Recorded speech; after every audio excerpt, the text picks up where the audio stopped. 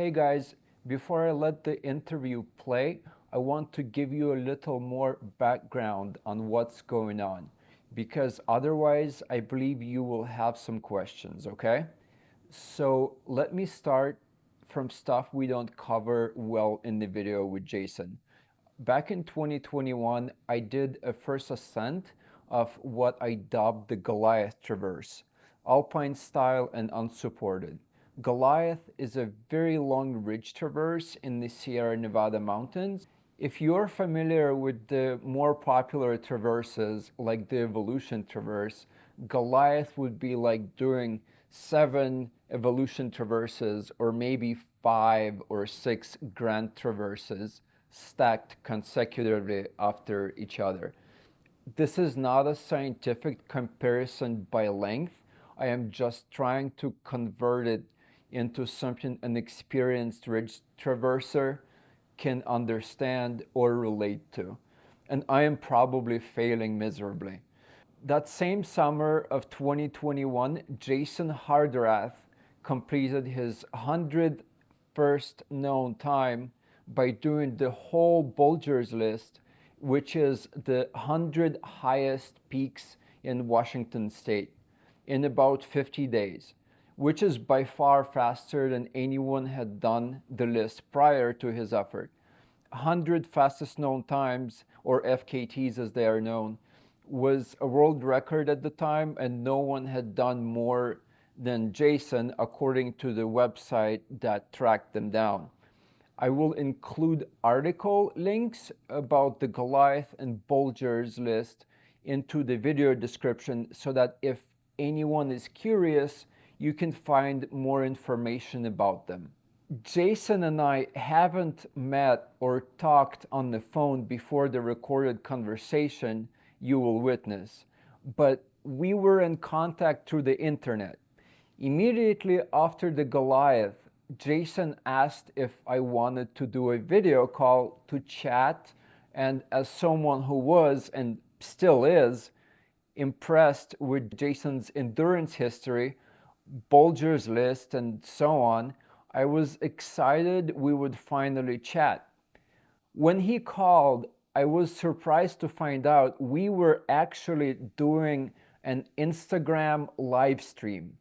I didn't know a bunch of people aside from us two would be able to see us talk. So I didn't really dress up for it. That's why it looks like I escaped from a prison, okay? And that's why during our conversation, we are reading questions, which came from people who were following our video call. So that's what's happening. I recently found this video on my Google Drive, which was recorded by Terry Erickson. Thank you, Terry. I listened to it and was very surprised to find out that when we talked about Bulgers, I proposed the full Sierra Peak section, also known as SPS list, to Jason as the next huge peak bagging FKT, or fastest known time. He hasn't heard about it then, but what ended up happening is the guys we brought up during our conversation a few times, Nathan Longhurst and Travis Suarez, picked up the idea and ran with it. They completed the whole list in half a summer. There are about 265 peaks on that list. So obviously it was an epic experience for them and might be one of those peak life experiences as Goliath was for me and Bulger's fastest known time was for Jason. So I just wanted to note, you never know who is influenced by what you have to say. Sometimes these talks that may seem to insecure part of me like a waste of time actually give other people huge goals to work for. And when a few weeks ago one of my internet buddies said he lost about 70 pounds after talking to me about weight loss, it gave me a lot more hope that it's not just a waste of time to talk about training and my personal journey with losing more than 120 pounds. The more people I can reach with message of health promotion, setting big goals, or maybe even point to some particular things like the SPS list, FKT, the better. However, these insecurities I gathered as a young, unhealthy, and obese teenager are unfortunately still present. And most of the time, I still believe some of these things I try to contribute are just a waste of time. So it is nice to get little nuggets from the universe that show maybe it's not all a total waste. And some people do listen and end up with huge goals or make big positive changes. So I'll stop yapping and hope you enjoy our talk from summer of 2021. It's an hour and a half long conversation, almost like a podcast, and might be good material for a long drive or a cardio machine session. Enjoy, like the video, and subscribe to the channel, which helps more people like you to be exposed to existence of this channel, and hopefully they can find little nuggets useful to them too, and I will continue to come up with advice useful to other mountain lovers. This channel is aimed mainly at climbers, mountaineers, and trail runners. And actually, I also found it funny that back then, when this interview or conversation was recorded, I didn't know much about the Western States 100 ultra endurance race. A lot has changed, and soon after this interview, I ran 2 marathons, and then a month later, I ran my first 100K trail ultra race and have been doing a lot more running. So a lot has changed since that took place. Okay, I am out. Enjoy and have a great rest of your week. Right. Sorry to make everybody look at my terrible face again and listen to my voice, but I had a rare chance to have a chat with Vitali. I believe I'm saying his name maybe right. I don't know. He's going to have to correct me. But he did something absolutely epic in the Sierra Nevada, and here he is.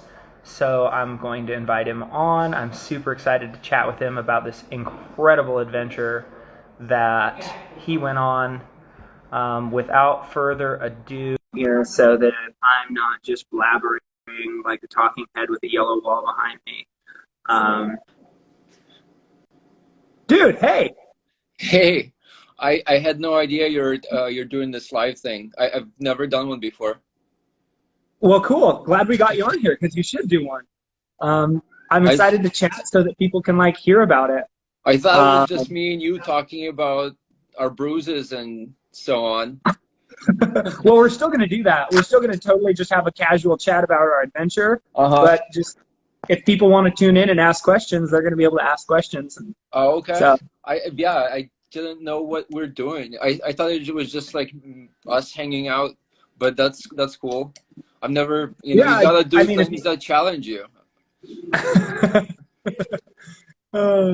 Yeah, dude. I'm excited. To me, this was like, what you did is too cool of a story to not tell everybody who's ever heard of me about it. So I think my cat is eyeing the steak that I'm hoping to prepare in the evening. So I will have to keep an eye.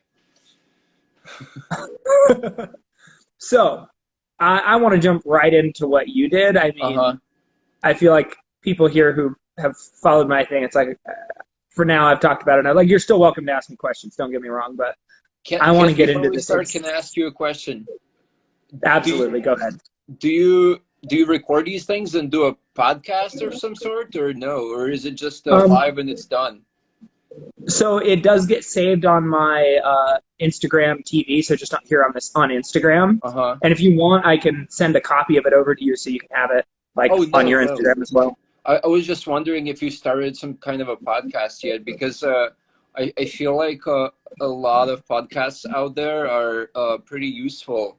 And even before I did this link up that I've done, I started listening to a bunch of ultra running podcasts, because I feel like endurance is not something frequently talked about in the mountaineering community. And if you want to talk about top of the line endurance athletes, you gotta go to the source. You shouldn't like listen to.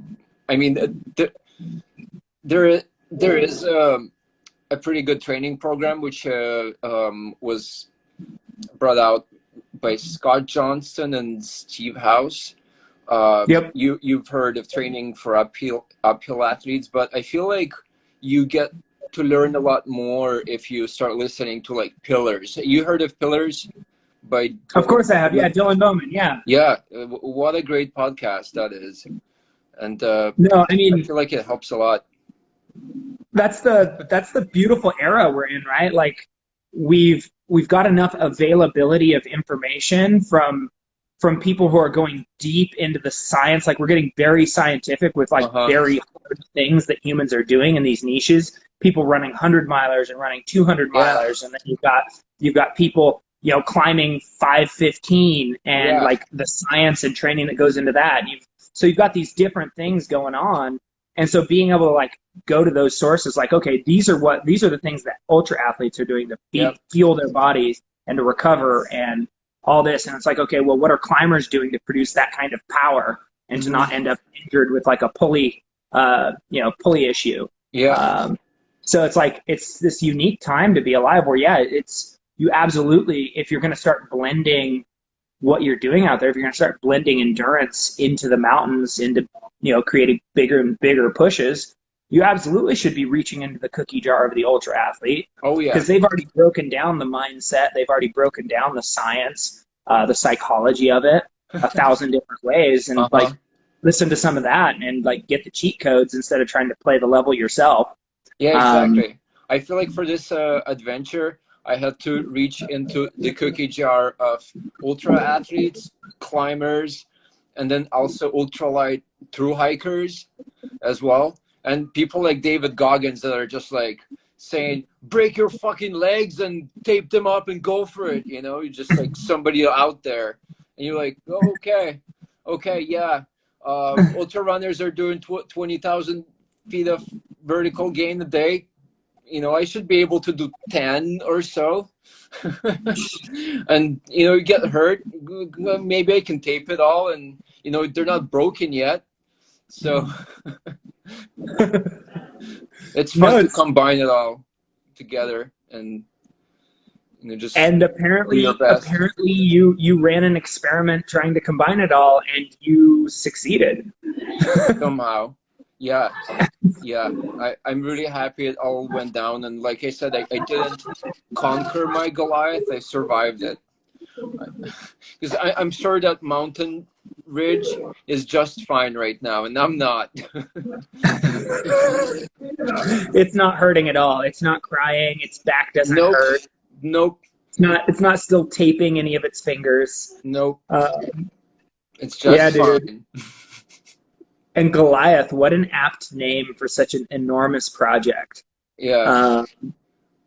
I thought it was fitting because it gave me so much anxiety over the years, and especially this summer, that I thought it was a battle, and it's something that I survived. Like I said, phenomenal. I'm just happy it's behind me. I'm happy I don't have to attempt it ever again. And I'm curious to see what other people do in the future on it too, because I feel like as possibly the longest ridge traverse and the technical ridge traverse in the Western Hemisphere, I bet a lot of people will put it on their tick list. But I don't think there's that many people who can combine all the logistics and have the skills and endurance required to put it all together.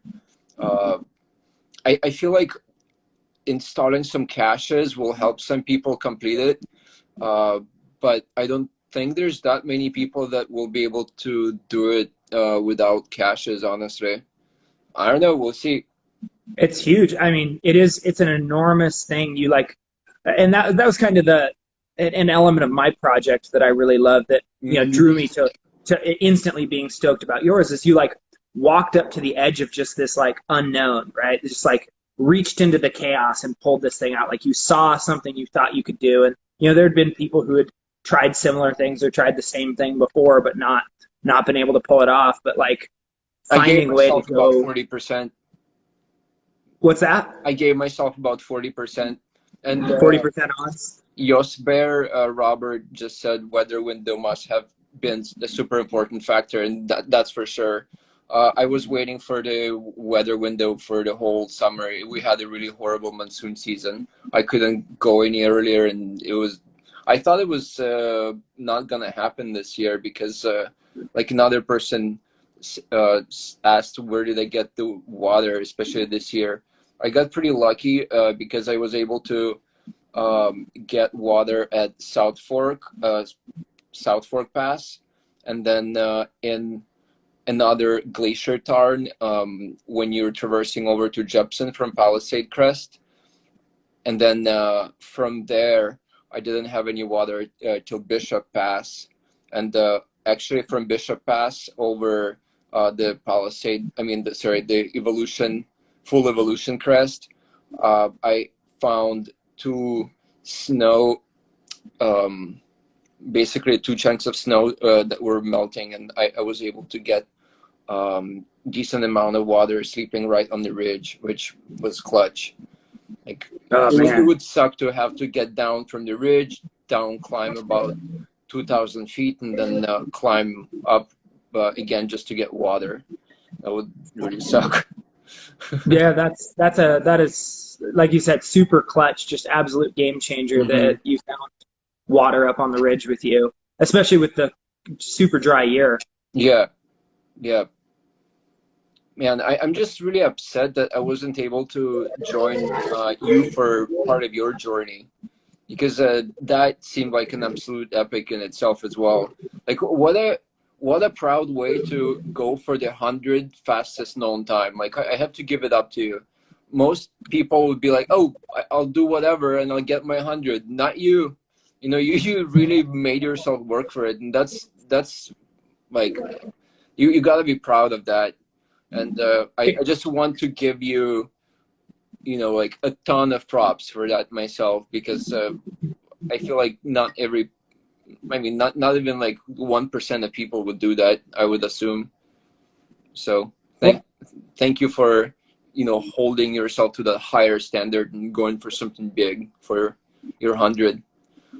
I mean, to hear someone like you notice that and say that, like, means a lot. Because I don't know, yeah, I mean, there was this element of like, okay, I want this to be like a big final challenge. Yeah. Yeah, I want to have to go through my own gauntlet. Yeah. And this 100 peaks for the 100th FKT was almost poetic. Mm-hmm. And then it's like this list of 100 peaks, it's not, there's a lot of other lists of peaks out there that this is on a different level from. Mm-hmm. Just the logistics, and I mean, you're taking multiple boat rides just to get to like trails that you're then doing 20 miles on to get to your peak.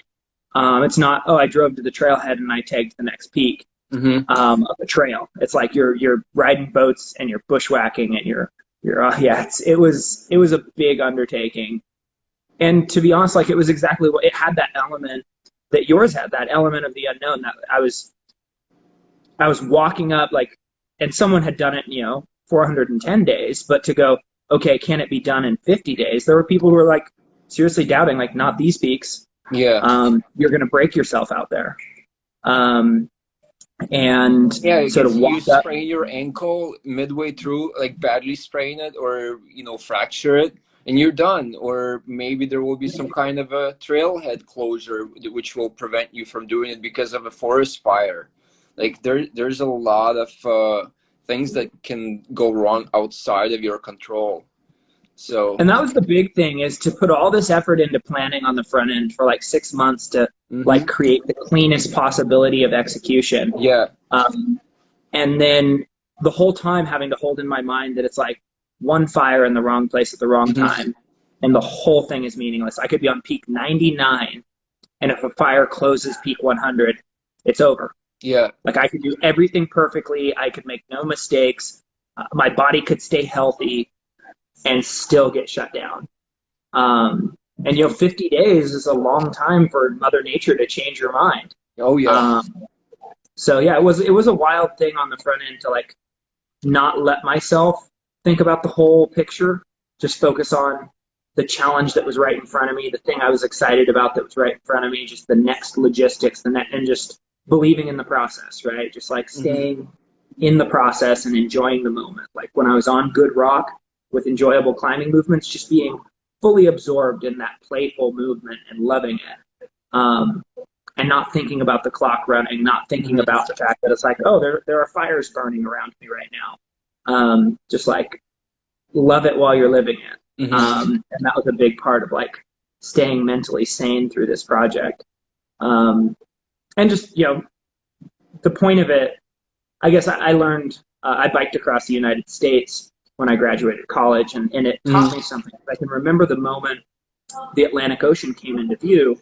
Like, obviously, after all that work and all those days, you get a sense of elated, like, oh my gosh, I've done it, because I'd never even seen the Atlantic Ocean at that point in my life. So it's like this, this excitement fills my body, but in the very next breath, just like, oh, but that means this lifestyle is over. Like this simple lifestyle of all I have to do is point a bike east and pedal. Like it's going to be over when I get there. Like, and so I like that's been a foundational memory for how I approach adventure since then. Is it's like it's never about finishing the accomplishment, even with a clock running up against you, like with these FKTs that I do. It's like it's never just about being finished. It's about fully appreciating, and I know that I love pushing myself against a clock, and so it's about realizing that while I'm in that moment, pushing myself as hard as I can. That's the best experience for me. And keeping that straight in my head is really important, and was really important throughout this effort. Like there's a lot of beautiful climbing out there and a lot of beautiful glacier travel and some super heinous bushwhacking. I heard humorously, the are pretty heinous. We were calling it, like water ice. It goes 1 through 5 in water ice rankings. We were calling it BW5 for bushwhacking 5, where it's like, this is heinous, risky shit. And there's definitely a lot of that, where you're just hanging by trees and plants and bushes, and it's like, I hope this bush doesn't pull out of the ground, because it's all I'm relying on now. Yeah, absolutely. Yeah, dude. Let's flip it back. I want to hear more. I want to hear more about you building into this effort, because to help some people who maybe don't understand, what are the well-known traverses that this thing actually sort of links up? Because it's a lot of terrain, and these are already like huge traverses individually. Yeah. Oh, for sure. It links up. It's difficult to describe, because the full Palisade Traverse is not actually just what I've done on the Palisade side. There's a traverse that was dubbed Full Monty Palisade Traverse, and Konrad Enker and Peter Kraft were they attempted it, and they haven't done it. And I found that out only last year. So basically, it almost doubles the size of the full Palisade Traverse. And the full Palisade Traverse maybe has been done 12 times ever. And the full Monty has never been done. So my whole goal was to link this longest possible traverse of the full Palisade subrange to the whole Evolution subrange, which is called the full Evolution Crest. And that has been done only maybe 5 times ever. So it was just a big undertaking that seemed kind of out there and maybe possible, but maybe not. It was kind of like on the brink of I don't know if it will happen. I don't know if I can do it. I know somebody can do it, but I don't know if it would be me. You know what I mean? Because it just seemed so overwhelming. It's like just doing one of them is an epic. It's an odyssey in itself, and then you're trying to do 2 odysseys back to back while carrying all the shit that you need for the other. So it was kind of cool, because I kind of tried to go into it thinking it's gonna be the best peak bagging adventure that you can imagine, because you will summit so many things. But in the back of my mind, I'm like, yeah, but on day 5, when you're tired and you're scrambling loose fifth class, you can die. Or You you still know, you're can't trying to die. bypass some sort of a 400-foot down climb in order to bypass a harder section, and you're just climbing something more difficult than you have to. If you're peak bagging, you can make things as easy as you want, because you have only a couple peaks that you want to do every day.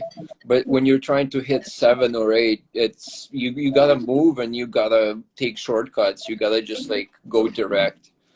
So it was intimidating in that sense. But Well, and thank God. you, for a lot of it, you stayed really true to the ridge line, which adds a degree of difficulty too. Yeah, I Um, tried because as it's like, much as I some of could. those things, like I know the evolution traverse, some people have done it kind of utilizing lower ledge systems just off the crest to move Mhm. fast, and it's like it makes that traverse a much easier traverse, a much faster traverse. um, Probably, so but it's like choosing the proud line and the hard line for also something so long hmm is just epic. I mean, Just I didn't absolutely. stay like, I didn't keep to the crest at all times or anything like that, but I just Well, I I mean, did what within made reason, but sense. yeah.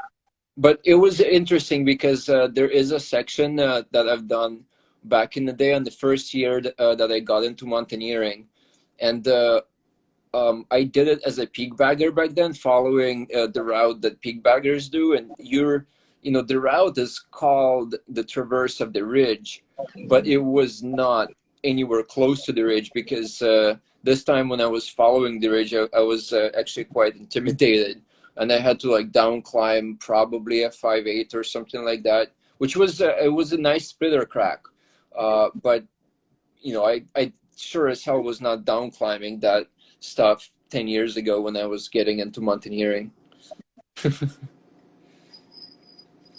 Uh, Somebody asked what was the most difficult part, uh, technical, psychological difficulty.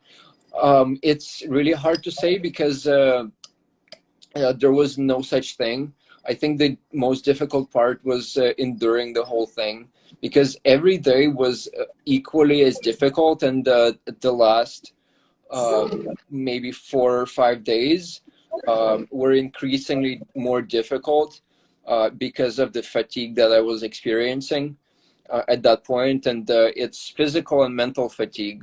Your body is getting broken down, and you're kind of over scrambling fifth class with your backpack on, and like your skin and your fingers is falling apart too, because you've been like one of those dogs that went for their first hike on rocky terrain, and their paws are all raw. I was just I was getting tired. I'm not made of metal like the Terminator, unfortunately. Mhm. Pretty much brought, I believe, Fiverr 6 tagline that was 6 millimeters, and I brought a double length Dyneema sling as my harness, and Nano 22 carabiner as the carabiner for the blade device, and Mega Joule as the device to rappel with, and that's pretty much it. And my camping setup. But I believe you were asking about climbing gear. That was it. That's a pretty light kit. I Yeah, mean, it had to be still a light. lot to carry for that far, but I mean, hmm what were some of the grades? I mean, probably there was a lot of it that you were just assessing for yourself because no one had climbed across it, but um, some of the more established grades, just how hard were some of the pitches or sections? Well, for example, a Thunderbolt Summit block is 5.9, and that's more of a face climb. Um, and I felt like I've done moves that were harder than that on the traverse, but not because they were required, but because I was trying to move fast. So I can't say that I've climbed a 10A up there, but I have no idea what I've climbed. I had my I did not have climbing shoes, so it's really hard to assess the difficulty of something when you have your approach shoes, you don't have any chalk, and you have a backpack on your back. It felt real, but it wasn't 513 or whatever. It wasn't probably a real 510. If it was in the crag, it would be easier. But yeah, it's just difficult to say. Sounds like it's a pretty fair assessment to say that you were landing in a lot of terrain that was somewhere between, the conservative of 5.8 plus and a 5.10 minus. I can't say a lot, but I feel like every day there would be something in that zone, at least a couple times. Just to wake up day after day with a backpack on and face that, and to know that it's like there's going to be at least one or two crux problems that are, that's beastly. Oh, somebody asked why south to north. Well, I've done back in the day in 2016. I've done the Evolution Crest Traverse, the full Evolution Crest, and I've done it north to south. And I attempted the full Palisade Traverse, not the full Monty, last year with a couple of friends, and we attempted it north to south. So I thought if I went south to north, I will have a bigger adventure because the route finding will not be as easy. And I kind of wanted to have that increased challenge in a way. And also the section between Cardinal Mountain and the Split Mountain, I wasn't sure if anyone has ever done that at all. And from 395, the highway that goes along the eastern side of the Sierra, you can see that section, and it looks heinous. It looks super loose and very sheer. And I wanted to get it out of the way, as the first thing. I did not want to save it for the last day of the traverse, coming up to this heinously loose traverse where maybe I'm so tired that I make a mistake and something bad happens. And also on the third day of the traverse, I was traversing between Middle Palisade and Norman Clyde Peak, and that's what I thought would be the crux of the whole traverse for me because of the loose rock that is supposed to be there. But because I had it so hyped up, or maybe not even because of that, it didn't feel that bad compared to. I had two separate experiences like that with my project, where people had just Boston Peak and Custer Peak. They talked like it's a giant choss pile. Everything moves. Nothing is stable. It's all going to come on top of you. Like there's nothing you can do. You're gonna die. And so in my mind, I'm like, anytime I got on something loose, I immediately was like, oh, it's going to be worse than this. Like whatever it is to face on those two mountains is going to be worse than this. And then like I'd done that in my head so much that when I got there, I'm like, oh, like there is actually some bits and pieces of solid rock here. Yeah. Like this wasn't as bad as I expected. So it ended up being like really positive experience. I mean, they were still really chossy, but yeah, it's kind of like when your friend's like, oh, this movie's terrible. Your friend's like, this movie's great. And then you show up and you're like, oh, it wasn't quite great. Yeah. Yeah, I had that definitely experience out with there. Idiocracy lately. Not too long ago. Somebody said it was like the greatest movie of all time. I watched it and I was like, oh, it's kind of dumb, but it's not too bad. But same thing with mountains. When you are expecting that something is going to be heinously hard, you usually get pleasantly surprised, and you're like, oh, okay, it's not that bad. It could be worse, could be way worse. Somebody asked about Jake asked about the section to Split. So that section, it was pretty loose. It was not too bad. It wasn't as bad as I expected as well. But it had some real fifth class climbing, especially closer that you get to Split Mountain. The whole Red Rock section between Cardinal and Split, it was not too difficult, but some parts were fairly exposed and maybe third to fourth class consistently. but when you get to the notch with this with Split Mountain proper, then you have to do a legit exposed fifth class down climb of a chimney, then climb another chimney, and get up onto this exposed arête that actually had really good rock. And after that, I actually found like a pretty difficult and loose down climb that I survived, and then there was a pretty steep corner with a section that I thought might have been like a 5.9 almost, but I could have avoided it, I believe. There was no worst section. I think the worst section, honestly, was the last day, because I totally underestimated it, and it was the last day of the whole traverse. I've done that section when I did the full Evolution Crest traverse, and because I did it back in 2016, I didn't remember it being too bad, but it was just I guess losing my memory, because it was pretty loose and it was very technical, and there were several spots on it where I was actually quite surprised that I was able to do it back in the day in 2016. So I'm not sure. It's probably not too bad if you do it on the first day of the traverse, but then you have to do the section between Middle Palisade and Norman Clyde way later in the traverse. So it has its pluses and minuses. That's what I love about things like this. Is, I mean, you're always weighing out like this massive list of pros and cons. Like, when do I want to face this? How do I want? When am I the strongest? When am I the weakest? Like, how does my body break down? Yeah, wild. I do not know how many rappels I've ended up. I did. I probably did at least 1 to 2 every day, maybe. I think on some of the days I did none, but it just depends on the day and how I felt. I can't really. I didn't count the number of rappels, and for nutrition, I brought food, and I also thought that electrolyte mix was a very useful addition to all the food and things. I basically had oatmeal with some like chocolate in the morning and coffee, and then a bunch of different snacks, including chocolate and sugary things, and a protein bar for every day.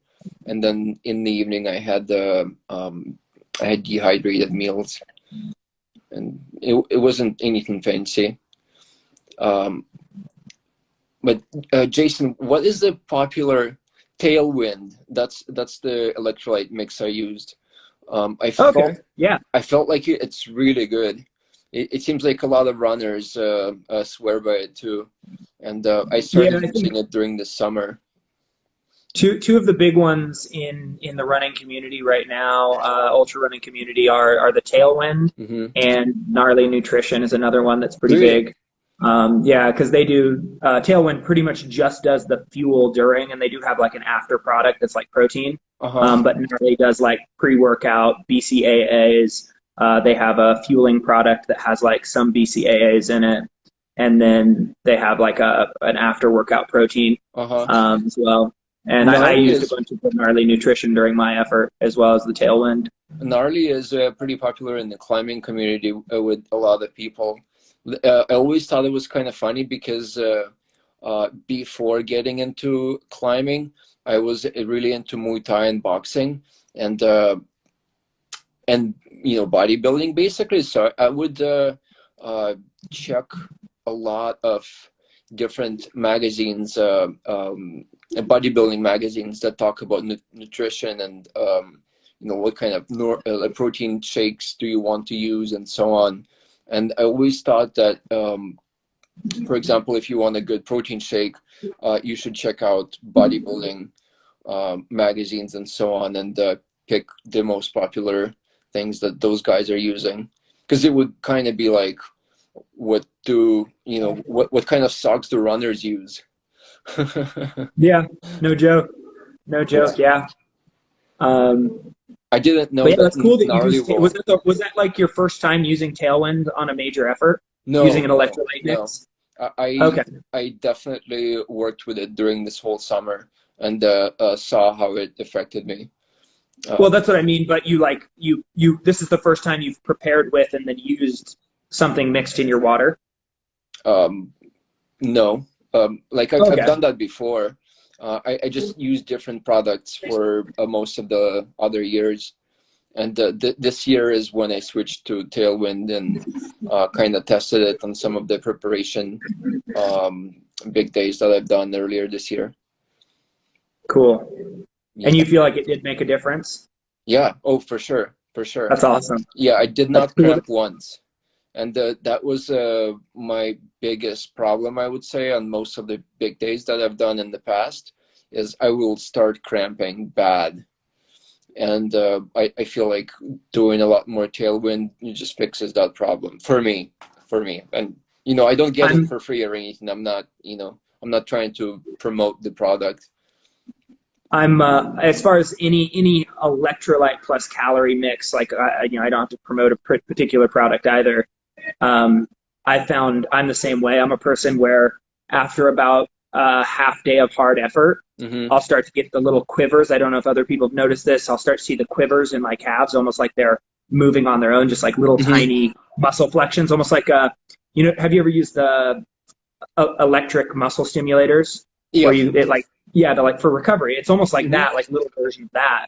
And it's like, oh shoot, here we go. And usually about an hour or two after I first see that is when cramps set in. And I Mm-hmm. literally did this entire 100 peak effort and didn't have a single day I cramped. Nice. So it's like a huge difference. If you have any issues cramping, I recommend you try out like whatever product. If you're listening to this and that's the thing that's hanging you up with these bigger days Mm-hmm. in the mountains, definitely try an electrolyte product in your water, and it might be the game changer for you. And I heard another podcast where they actually promoted a place that tests you for how much salt you're using, and then they will be able to give you a proper assessment for how much sodium would you need to replace during your effort, which I think would be amazing to do that. But I think they do it only in Boulder or something like that.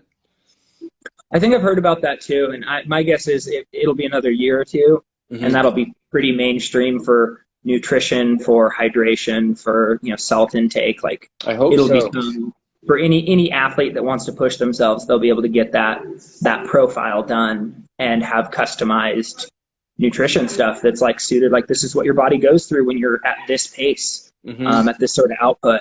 And it's going to be a cool breakthrough for all of us. So yeah, it's kind of on the front edge right now where it's like upper level athletes are starting to get that kind of treatment, Mm-hmm. and it's only a matter of time when that stuff trickles down and becomes more mainstream and widespread. Looks like there's a question for you. Anything you would have done differently? No, I can't say that I would because it all worked out. Um, no, I I love that. survived. You Yeah, did it. It's yeah. done. We can You're never. alive.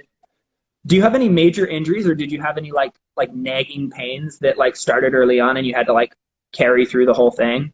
Well, I sprained my ankle pretty bad on the second day, and then I sprained the other ankle, but not as bad. And then I sprained the ankle for the third time at one point, and my left knee swelled up. I have a meniscal tear that I've had for probably like 10 years. It didn't require a surgery yet, so I'm just waiting.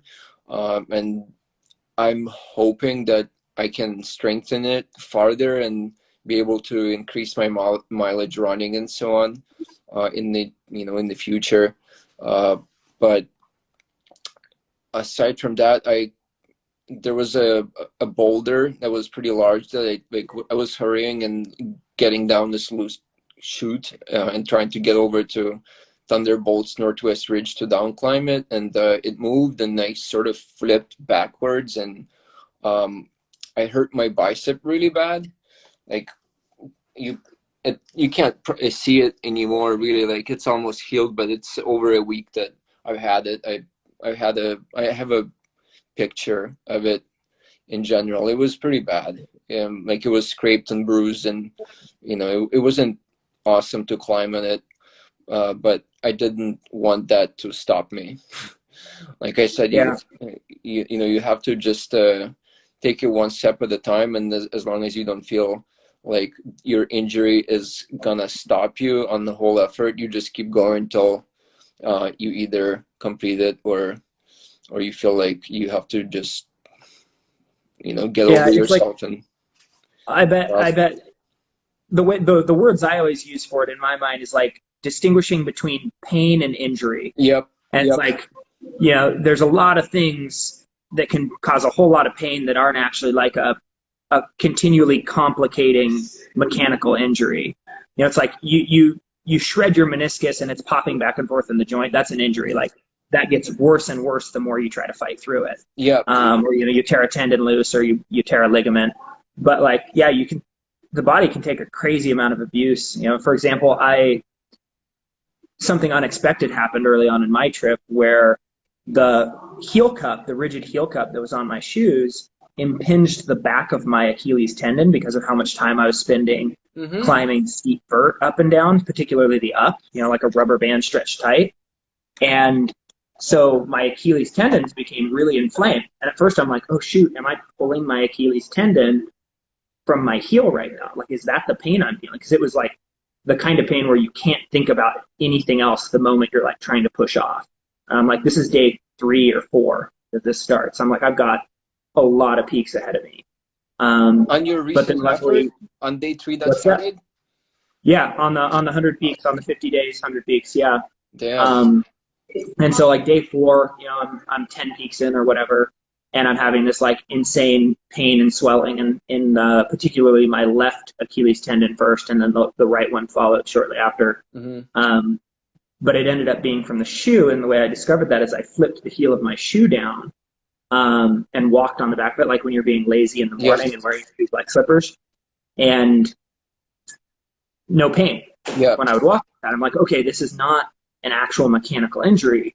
This is something that was triggered by the fit of the shoe, and it's going to be very painful. But if I just do something to remedy the pressure from the shoe, like it's just pain. And so I cut the heels of my shoes off, and like cut big old V's in the back of my shoes. People can go look at the photos from my effort and see some of the shoes that I cut open so that my swollen Achilles tendon wouldn't get aggravated any further for the remaining 45 days that I had to keep pushing out. You used the same shoes throughout the I had multiple pairs of shoes. I went through about 7 different pairs. I destroyed about 7 pairs, but every pair I would have to cut the heel open in some way. Jesus. For the entire effort. I had that problem with 510 shoes. The 510 Guide Tennies approach shoes. When they did the Evolution Traverse car to car in 2013, basically I had that problem, and it probably took a couple weeks to get better, because by the end of that day, my Achilles was it felt injured. Yeah. Achilles pain is not a fun thing to deal with. No. It very quickly becomes all you can think about. Yeah, and it goes back really fast too. Like if you wear the same shoe and you start, doing cardio or whatever, it will come back really fast. I think it took more than a few years before I could wear the same kind of shoe again. And that's wild. Sucks. Yeah, I really liked those Guide Tennies in general. But on this effort, I actually used the La Sportiva TX guides. And I was going to ask you that. Amazing. Okay. Like my favorite scrambling shoe from now on. I love them. All right, I'm in the market for a new set of approach shoes right now, because I just destroyed a set of approach shoes right before this effort. I just used trail runners for this because I knew I needed like maximum comfort and the impact. I needed good cushioning, so I just used trail runners. But I'm in the market for a new pair of approach shoes, and I wanted to try something new. So maybe I'm gonna pick up a set of those. Man, it would be cool if you knew or somebody who scrambles a lot, but who is a prominent athlete, knew people at Hoka, and they came up with some kind of a cushioned, comfortable approach shoe. That would be so amazing for the whole community. Imagine just being able to, you know, like run 30 miles and scramble in the same time. Like some kind of a hybrid where the front of the shoe, for example, has Vibram rubber, and the back and all that could be just your typical Hoka style approach shoe. I mean, running shoe with a bunch of cushion, like Stinson or something like that. That's I mean, I feel like it'd be super tough to the tough problem to get is like to have any sense of edging whatsoever. So if you could come up with a way to, and I know different companies have tried this in the past, ways of like cinching down the laces in the front end of the shoe for like a run plus approach shoe. I'm not sure anybody's executed it cleanly yet though, where you like feel comfortable running and it's a good running shoe, but then also you feel good on technical terrain. At least anything past like 5.6 or 5.5. A friend resold their Speed Goats. Speed Goats would be an interesting base to try that with. Oh yeah. Did they already do that, or are you gonna try to make your friend resold yours in the future? I wonder. I guess maybe we'll find out. Yeah, hopefully he gets back to us if he's going to do that. Yeah. I have a buddy that resold some La Sportiva Mutants with climbing rubber on the bottom, and he swears by those. Okay. But Mutants, they almost seem like they could be just as good without a resole, right? Like they have pretty, they have Vibram rubber, and they are like, they're pretty approach shoe like, honestly, aren't they? True. Yeah, well, I mean, they're definitely a less cushioned. I mean, they have an okay amount of cushion, but they're less cushioned, more aggressive rubber. Definitely, I think they already have a Vibram rubber on the bottom, pretty decently lugged, if I remember right. So it's like they already are really aggressive. They're meant to be on like aggressive technical terrain. Maybe I'm like thinking about Jackals actually. Yeah, those ones have smaller lugs, if I remember right. But they also have the Vibram rubber on them. Yeah.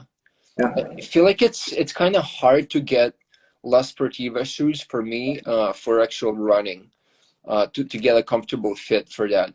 Like these the guides that I just got, they seem to be like the closest thing that I can fit right for running, but they're still obviously not as comfortable as Hoka's. Like I feel like Hoka's fit my foot as like a glove, like perfect fit and perfect amount of cushion, depending on the model, of course. But so good. Yeah, I mean, and I wonder if that's something that there needs to be. Alden's in here. He just finished up the Bulgers list as well. Congratulations! That's so insane. You guys did a bunch of it together, right? He's the one that helped me with beta. Nathan is the one that climbed a bunch of peaks with me. Okay. Alden had already climbed like 80 something or 90 something of them by the time I started. In the past or before? Yeah, in the past, over time. Okay. He's actually the guy. He soloed more of them than anyone else. He soloed 88 of the 100 peaks, and I think the previous record was 86. So he ended up soloing more than anyone. Have you heard about the SPS list? The what? The SPS list in the Sierra Peak section list. I somehow feel like I haven't heard about this actually. I think it has about 246 or some random number like that. Peaks in the High Sierra that Sierra clubbers go for, and you know, somebody completed the whole list I think like 9 times. It's nuts. It's like out there. That's wild. Yeah I just can't believe that somebody did that. But you know, to each their own. Like a lot of people will think what you just did is nuts, but that's all new terrain. You know, you get to travel through so much new terrain. I feel like going back and summiting every peak 9 times on this arbitrary list is not as interesting. Although places change, and I bet it's pretty cool to watch, That's true. watch the mountain range change over. I can't even imagine how long it would take to do it 9 times. But for most people, it takes years to complete the list. And yeah, it's an interesting list. It might be something that you might want to do in the future, but I'm not sure. 200 something peaks is kind of out there. But throwing That's ideas wild. around. Yeah. I For what's now, the while I'm a best teacher, time. I have to fit it in a summer vacation, so I'd have to do some serious logistics to see if that was possible in a Yeah, summer vacation. I Um, bet it would be possible in the summer vacation, but it would be difficult, and one would definitely need some kind of a light um, light summer season where you don't have many thunderstorms happening. But man, that would be so wild to complete the whole SPS list in a summer. Jesus. you may be planting bad ideas in my mind right now, and I might be eating them up hook, line, and sinker. Well, Oh, hell, after you've done 100 FKTs, it's not like you need to really go for a high number. I think from now on, it's just quality and what drives you, whatever you're true. psyched about. You're right. 100 FKTs, it's insane. I mean, you lead the world in FKTs, right? I do Yeah. right now. Yeah. It's kind of Awesome. wild. It's kind of wild. There's a guy in the UK trying to run me down, but he's got still a gap of about 10. So after I take a rest break, I'll have to get started again. Man, imagine how easy it would be if I went to the Ukraine and started busting out FKTs. Because I don't think anyone does that there. It's true. It's true. Or You could travel through Africa. And well, I don't know, it might be harder in Africa, but at least those people are not on Strava. There you go. Not many. Like Siberia or some shit. That almost might be harder, though. I just feel like an FKT stands for fastest known time. There's this website called fastestknowntime.com that hosts and verifies various mountain records, it's like a peak bagging record, like the one we've referred to in this talk. I did all of the 100 tallest peaks in Washington, which is called the Bulgers List. There are peak lists for Colorado, Wyoming, Montana, various places for the whole U.S., the high points of the U.S., that's an FKT. And then also major trail systems like the PCT, JMT, AT, CBT. There's all these different types of records, and then some mixed records where it's you're going to run up this trail and solo this iconic rock route and then run back down to your car. And that's a short sprint type FKT. So it has a pretty wide range. Mm-hmm. It's just stuff you could never really host a race on because it's in a wilderness or it's on terrain that you could never get permits for. So yeah, when we refer to FKTs, that's what we're referring to. It's speed records, basically.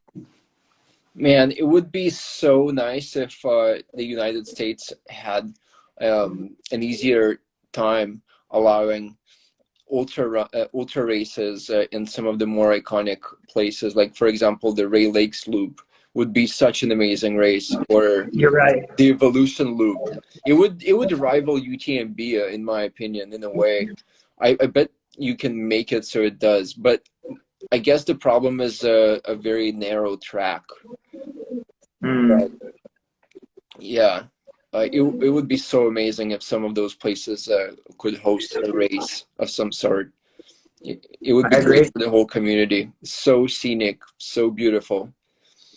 But man, and it would be nice to see a bit more techie terrain in American mountain running, allowed in the races. How techie? I mean, it doesn't need to be 5'8" or anything. But just some action, and there are some races that have some exposure, and there are some races that have some scrambling. But I don't know, just a little more widespread would be kind of cool, in my opinion. But I'm a guy that loves that, so I'm biased. There are plenty of people probably that are really fast runners who would 100% disagree with me. We don't need more of that. Because you just, yeah. I feel like every race could be authentic, right? Like UTMB is very different than Hard Rock, for example, or whatever. Did you hear about what Killian brought up recently? No. He said what we should start is similar to how like the Yosemite decimal system works and it rates climbs for us. There should be a rating system for races so like say you got a bunch of 100-mile races, they should have a rating system like, oh, this one's got like technical terrain or route finding, or really steep hill climbing and really steep descending, or this one's pancake flat and fast. There should be some kind of a numerical rating system so that when you're looking at a race, you can know exactly what you're looking at in a single glance. Like, oh, this race is like a, whatever class 5. Like, okay, that means it's going to have a ton of steep climbing and rocky terrain. And it's like, that's a great idea. Yeah. It's a really great idea.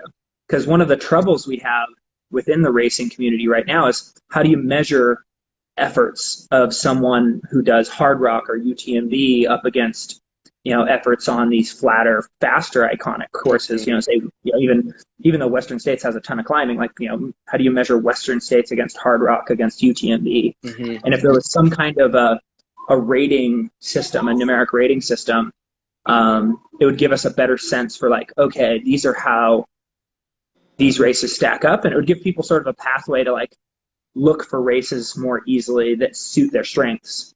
Or if like they're you're looking about for to face the Nar here. Yeah. I think it would be cool. Can you tell me why is Western States, why is it so iconic in the ultra community? It's just its heritage. I mean, it was a horse race that someone's horse went lame, and then he raced the horses on foot, and then it became a foot race. And it's like the historic race of American ultra distance running. So everybody wants their taste and name in history. To me, I've never quite, like, I don't have a desire to go to Western States. I've never really had a desire to go run, say, like the Boston Marathon, which is the iconic marathon in America. I mean, some people, it's like there's just something deep that resonates in them that says, I've got to go do that thing that's like the start of it all or the name of it all. I've always been more of a go find the new or rarely done adventure, which is why we're having this conversation, right? Because you did something that was just wild and undone. And that gets me stoked. So, oh man. But some people are very drawn to the names. Okay. Yeah, because I heard it brought up multiple times in Dylan Bowman's podcast. He talks about the Western States highly, quite a lot. But to me, it just doesn't seem like one of the best races in the U.S. And I haven't done an ultramarathon. I mean, the one that would be like qualified as an ultramarathon by race directors and all that.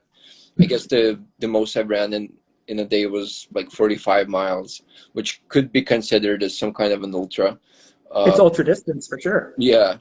But, I can't say I actually ran an ultra race.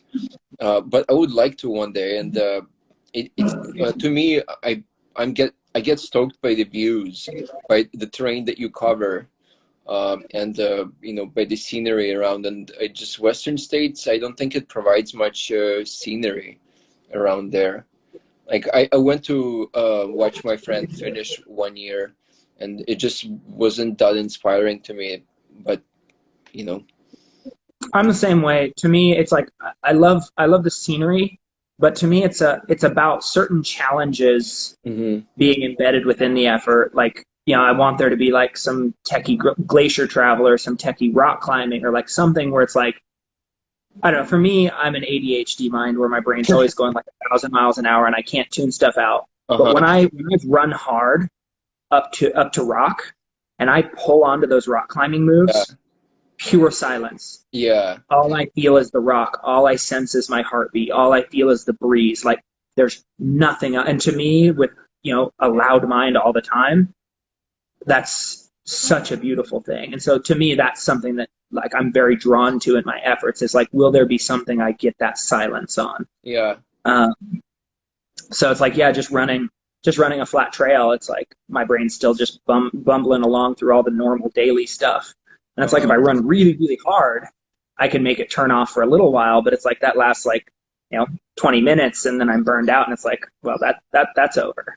Yeah. But, I can climb for hours on good rock and it's just like, okay, beautiful silence.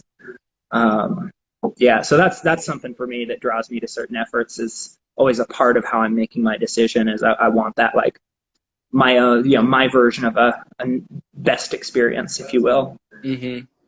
Oh yeah. Even doing this recent effort for me, I realized that I get the most joy from days that are like what you said, when you climb a good rock route and do some running. It doesn't have to be a huge day. It could be just Mathis Crest on its own, and that seems like a perfectly fun day. Or something bigger is good too, but as long as the rock is good, and you don't have to cover a distance of 8 mountains made out of garbage rock. It's a lot more fun. No, I agree. A lot more fun. I agree. Absolutely. And I'm not saying majority of the rock on this traverse that I did was bad. It wasn't at all. It's just when you cover so much ground, 30-40% of it will be subpar by default. It's just, you can't run away from it. But it's so much more type 1 fun to scramble Mathis Crest or Cathedral Peak or whatever, one of those Tuolumne classics that they get 100 people climbing them every month. No joke. Yeah, either of those two can easily on a good day stay type 1 the entire way, car to car. Yeah. You're just kicking it, having an awesome time. You did climbing all over the place when you pursued a bunch of technical FKTs. What are some of your favorite scrambles that are out of state? For example, in Washington, out of my state. Up in Washington, for example. If you're going to head over to Washington, the climb Bonanza Peak and then do the Bonanza Dark Traverse. Phenomenal. Mm-hmm. Absolutely awesome. I will have to write it down. Northeast buttress of Goody Mountain. Goody Mountain is one of the only mountains you can't see it from any road, so you get to have this awesome experience. It's a long run in there. It's like 20 miles in there. One way. But then you get this.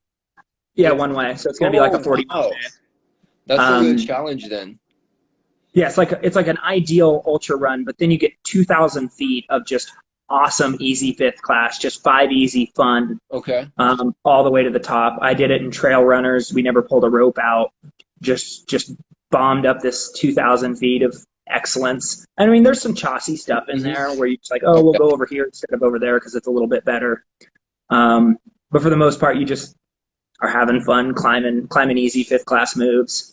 A little bit of glacier travel to get across to the rock. Mm-hmm. Pretty short though. Just a few crevasses to navigate around, and then usually pretty easy to find a way across some snow bridges to get across the moat onto the rock. And then from then on, it's like just cruise. And the view from the top is phenomenal. Mm-hmm. You're like right in the heart of the North Cascades. So every direction you look is just glaciers and summits and ridge lines. So it's really good. Let's see here. What else? What else would you get on? Man, I wish I wasn't ultra injured right now. That gets. And then for a guy like you, the pickets. You're a crusher who like a big pickets traverse. Yeah, I was planning on that with Sean actually for right now, but I'm too injured to do that, unfortunately. With Sean O? Yeah. Cool. He did the inspiration traverse with me. Yep. Dude, that dude's so hard and so awesome. And so not like everyone else. He's like an original soul. Totally. I love that dude. just walking to the beat of his own drum, listening to his own music, like just living his life. Yep. Yeah, he's awesome. Man, I met Sean on the first year that I was mountaineering when they did the Sierra Challenge. Have you heard of the Sierra Challenge? Did Sean tell you about it? I have heard of it. It's been a while, and I don't remember the details. So please do tell. Oh man, so there is this challenge that is organized by a guy who used to be into the SPS list. He was trying to complete every peak on the SPS list in a day. So everything in the Sierra he would day hike. Bob Bird, yep. He organized this challenge and basically invited his friends at first, and then more people from the internet joined in. And they would do a different peak on a different day for 10 days in a row. And you can do as many bonus peaks as you want. You can substitute the peak of the day by doing something different that was done on previous Sierra challenges. And basically, I trained in the beginning of that year because I was a total new hiker to participate in this challenge. And that's where I met Bob Bird and Sean. And at that moment, on my first year, I got to do some scrambles and hikes with them. And I was actually able to complete the Sierra Challenge itself. I was able to do all 10 peaks, which was mind-blowing. But I think on the 6th day, I was feeling my worst, and I was hiking with Sean. And, I told him about how I feel. And he asked me about, what I'm eating every day and assessed what I'm doing. And after I told him, he was like, oh, man, you're way undernourished. After today, go to the store and buy yourself a giant thing of ice cream and eat it. And I was like, are you serious? Okay, fine. So I did that, and the next day I actually felt like I had energy again. It's crazy. And it took many years before Sean and I actually partnered up, and that was last year for the full Palisade attempt. And it was an honor to climb with the guy. I just really like him, sincerely like the guy. So same here. I had the same vibes. It was an honor to climb with him. It's almost like he just came out of the shadows. I was like, need a climbing partner for the Inspiration Traverse, da-da-da. And he just comes out of the, I'm like, holy crap, that's Sean O'Rourke. I'm getting to climb with Sean O'Rourke. This is awesome. And yeah, he was so kind and chill and tuned in and with it, and marching to the beat of his own drum. And then, given I was 40 days crushed, hard efforts in a row, but it's no matter what I did, he would just be walking. It's I would look and it's he's just walking. And it's I would jog to through the snow to keep up with him. It's I wouldn't close any distance. I'm is he just walking? And so I'd watch really close to be sure he wasn't jogging steps here or there. And it's no, he's just walking, and I'm not closing on him while I'm jogging. This dude's strong. Yeah. His own. He's a different species of a person and a climber. Yep. When it comes to day hiking big things and scrambling low 5th class terrain on variable rock, I feel they're just, I don't know if there's many people out there like him in the whole world. He's just a very well-rounded mountain athlete. And it would be really interesting if he got sponsored by some big brand and did some kind of a giant enchantment in Europe, for example. Because I think he would he has potential. Yeah, I mean, he's, what is he, 44 now, I think? And he's still just so strong and so skilled. Yeah, and I would agree with you. I would put him up against anybody you could pull out of anywhere in the world as being one of the best at moving on that varied terrain, varied rock. It's he just has a sense for the rock around him at this point, and can just move through chassis 5th class and just be smooth. Yeah. it would be interesting. But whatever. As long as I know him, he's just been on the road, and he's just been like climbing every summer, all summer long. Like You can tell he truly just does what he loves to do, yeah, and that's what it's about, and that's all it needs to be for him.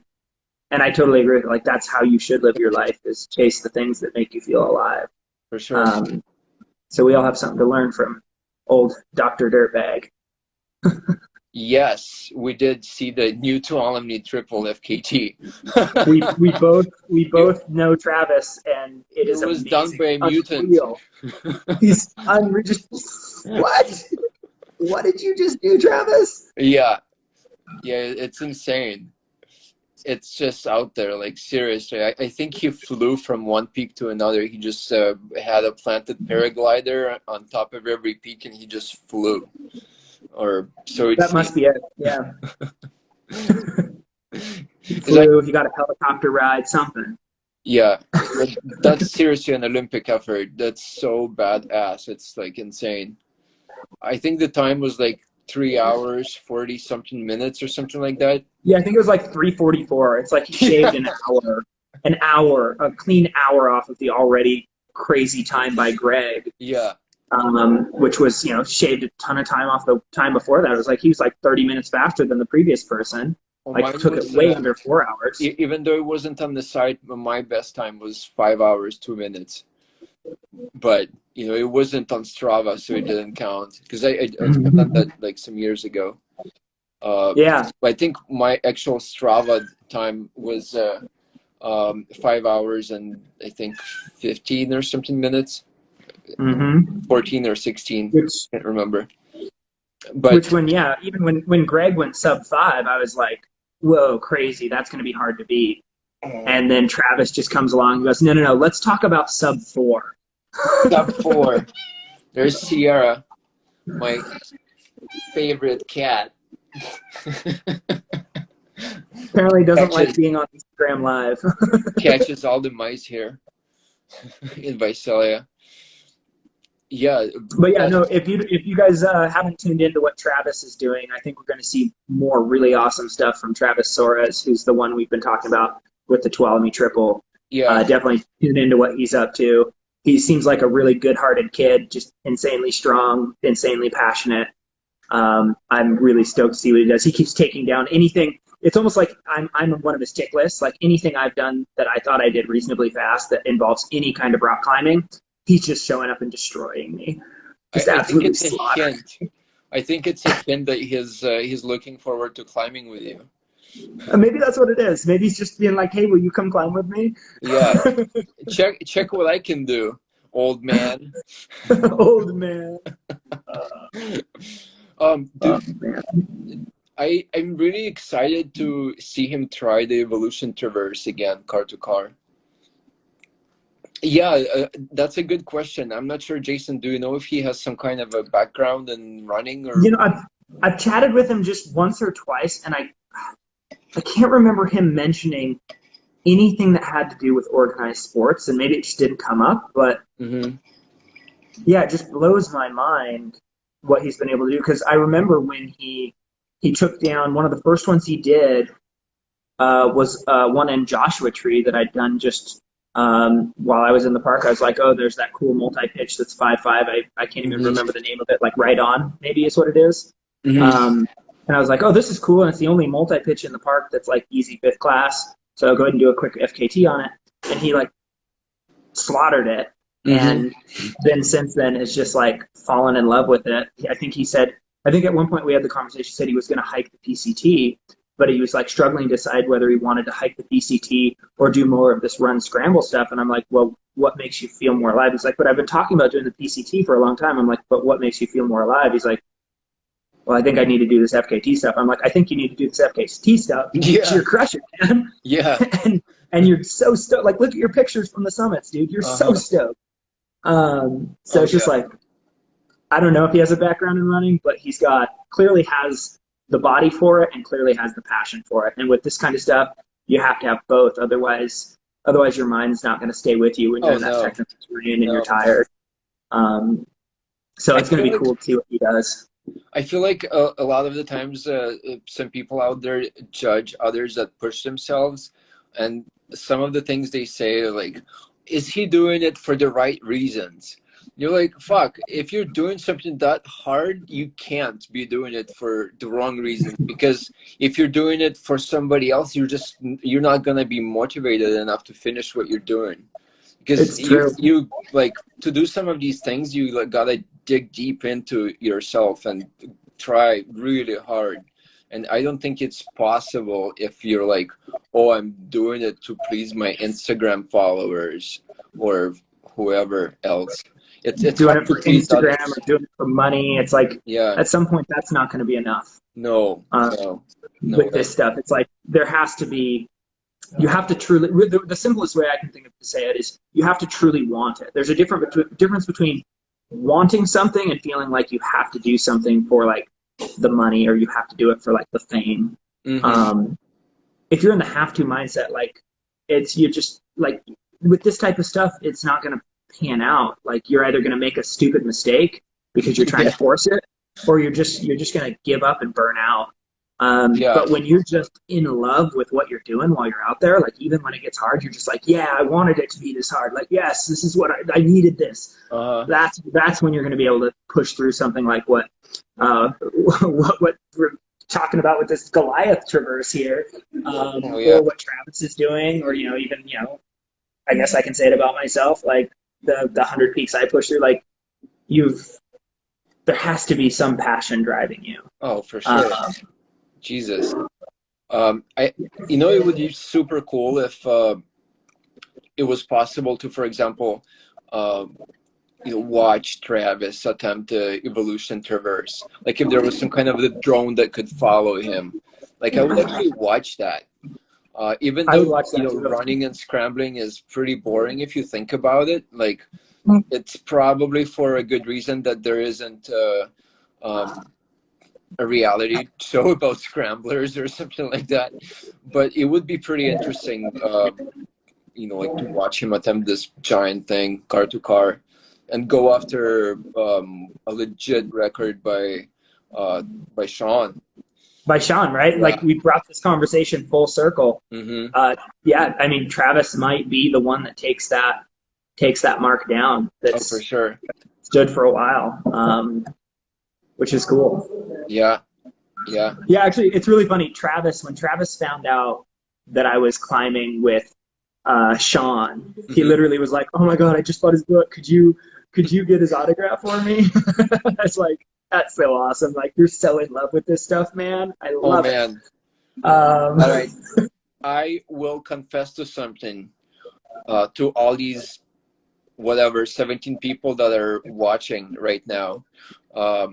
Hopefully the number will get lower so that I don't have to tell everybody, that many people.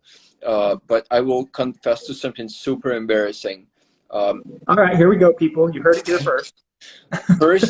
First year of me mountaineering, one of my friends told me about, one of my friends realized that I really like challenges and I really like trying things that are kind of difficult. And she told me, read Steve House's book, Beyond the Mountain. So, it's probably like 3 months of me getting into mountaineering and I read Steve House's book. And I'm like, wow, alpinism is, it's difficult. I really want to get into it. And at some point in the next month, I think I emailed Steve and I'm like, hey, can I get your autograph? Because I was brought up watching organized sports, and for example, going to Giants games and 49ers games, you basically have athletes as your sort of heroes when you're trying to take a picture with Barry Bonds or get Steve Young's autograph. And so I thought it would be cool to get Steve House's autograph, but he never sent it to me. That guy. You could always try again now. Yeah. But it was hilarious. I can't believe it happened, and I just wanted to pour some dirt on me in front of all these people that are watching. So thank you. Well, they have endured an awful long time of us jabbing back and forth about mountains and records. Both being gnarly.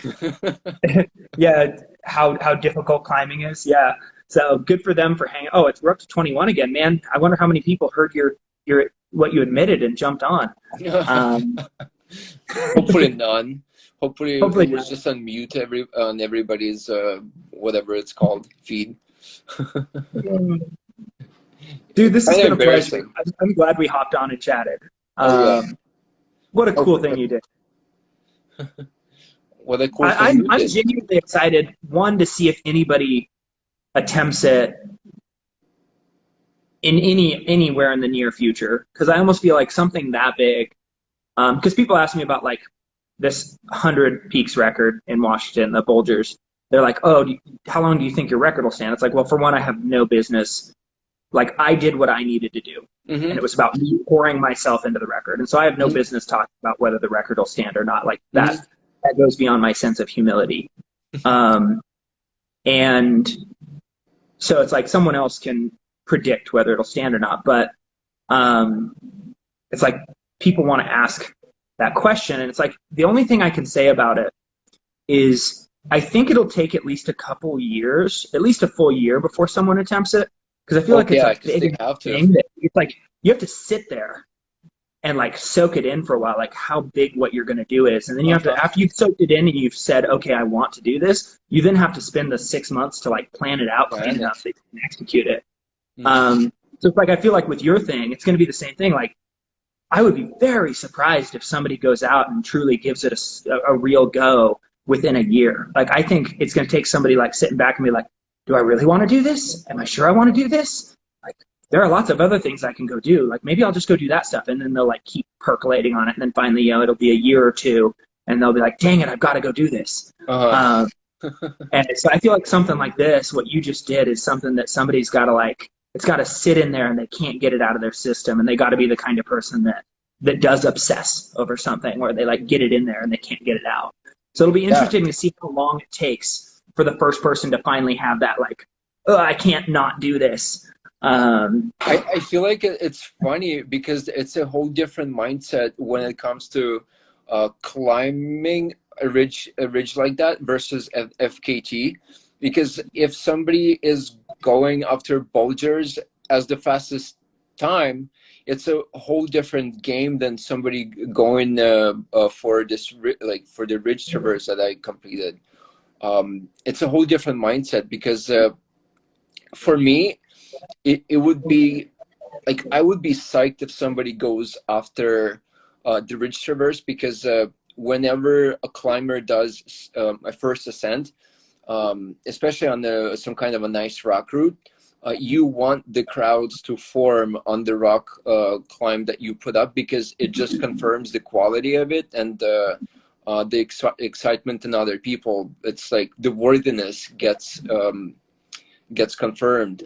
But then when it comes to fastest known times and somebody is, you know, like taking your record, it's like, it's a different feeling, because it's like, oh, well, I guess, you know, I did it pretty fast, but somebody beat the record. And it almost is like sort of a bummer, but then in the same time, not, because, I mean, for you, it was your 100 FKT. Like that was the proudest 100 FKT that you could have came up with. And they're very logical too, because you have the number 100 in the, you know, Bulgers 100. I thought it was clever as well. But thanks for noticing that. yeah, I'm sure more. I'm sure, you know, more people noticed that part of it. Wasn't that clever, but in general, it's like a different mindset, and I'm really hoping that people go after this ridge traverse, no matter if they do it over 5 days in total and like totally blow my time out of proportions, or do it in, you know, 20 days. It doesn't really matter to me. And I think it definitely is doable in less time, because I was trying to pace myself, and every day I would finish around 5 p.m. So I was not trying to go balls out every day and just, you know, like drive myself to into the ground in order to do it quicker. I was trying to pace myself and kind of like do it the smart way. Be sure you would finish. Yeah. Yeah. Yes, I was trying to do the time you did it is tortoise. incredibly fast. You heard about the tortoise and the hare, right?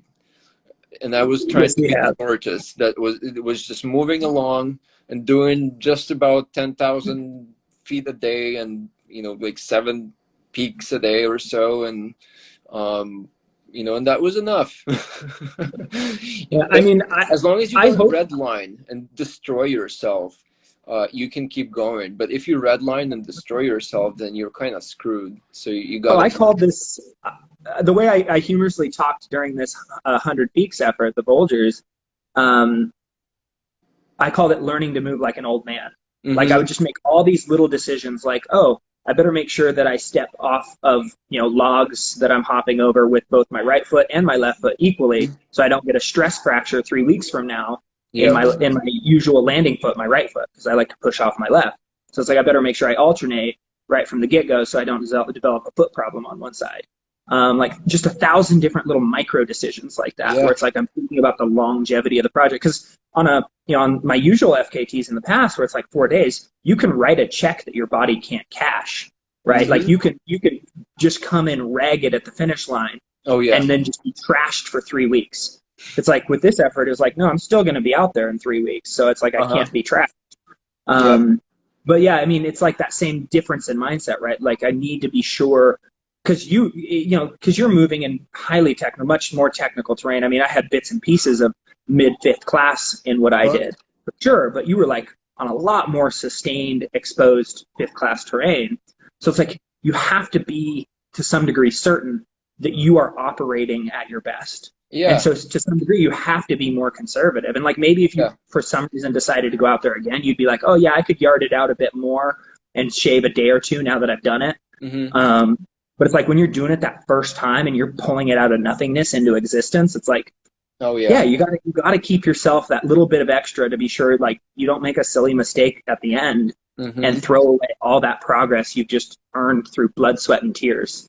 And yeah, to me, I almost love those efforts more than just the person who like shows up and shaves, you know, an hour off or 10 minutes off of a record, where it's like, well, we knew it could go this fast, and then it's amazing you were more of an athlete and you shaved this time off, or you made these technical improvements and you shaved the time off.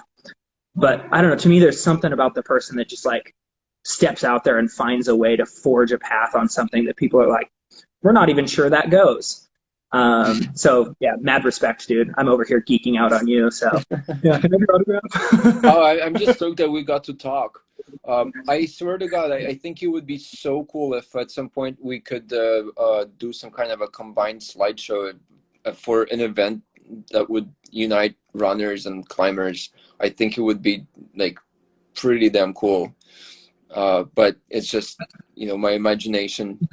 I like community, and I like bringing people together and meeting new people. Like, for example, meeting you. I wish I met you in person before we went online, but I'm happy that we took the first step. Our first date, it did not suck. It didn't suck. You're right. This didn't suck. You know, I think we did all right. Yeah. So hopefully the next time we meet, it's because we're going to pull onto some rock together. That sounds great. That sounds great, man. All right. I better get out of here. It's been awesome chatting with you. Hope to meet you in person soon, man. Oh, yeah. Keep me updated about the possibility if you're coming over to... And doing something big in Tuolumne. Yeah, something small, right? Yeah, something very little. Tiny. All right. Goodbye, everyone. Catch you later, dude. See you. Good night.